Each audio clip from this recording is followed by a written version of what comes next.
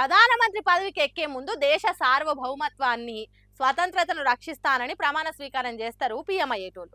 అంటే ఏంది, మన దేశం ముచ్చట్లల్లా వేరే దేశం ఏలు పెట్టకుండా మన నిర్ణయాలు మనమే తీసుకోవాలన్నట్టు, స్వతంత్రంగా మనమే బతకాలన్నట్టు. కానీ మోడీ సార్ మాత్రము తాను చేసిన ప్రమాణాన్ని పక్కన పెట్టి మన దేశం నిర్ణయాలను అమెరికా దేశానికి అప్పచెప్పినట్టే కొడుతున్నది.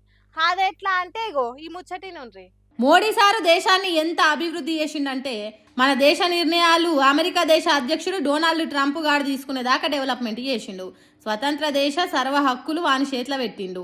గల్ఫ్ దేశాలలో యుద్ధాలు జరుగుతున్నాయి కదా, హగు దాంతోని మన దేశానికి రావాల్సిన డీజిల్ పెట్రోల్ రాకుండా అయింది.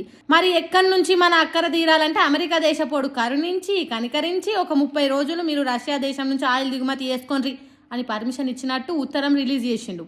అంటే చూడుండ్రి, మన విశ్వగురువు దేశాన్ని ఎన్న ముక్క లేకుండా ఎట్లా తయారు చేసిండు.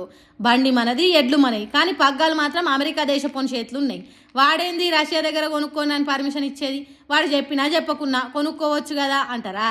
ఇంతకుముందు గట్లనే ఉండేది. కానీ మోడీ గారి దోస్తు ట్రంప్ గాడు అధ్యక్షుడు అయినాక రష్యా దగ్గర ఆయిల్ కొనొద్దు అని షరతులు పెట్టిండు.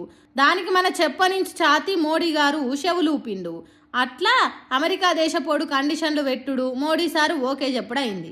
ఇప్పుడు యుద్ధం వల్ల ఆయిల్ రాకుండా అవుడుతోని రష్యా దేశం నుంచి ఆయిల్ కొనుండ్రని చెప్తున్నాడు ట్రంప్ గాడు.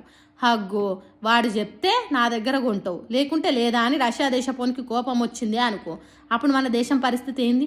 రంగిజేడే మంగిజేడే అన్నట్టు కాదా? మంది మాటలు పట్టుకొని మార్వానం పోతే మళ్ళొచ్చేటాళ్లకు ఇల్లు గుల్ల కాదా? ఎందుకు సారు మోడీ సారు గిట్లా చేస్తున్నావు? అసలు భారతదేశానికి మోడీ సారా ప్రధానమంత్రి డొనాల్డ్ ట్రంపా?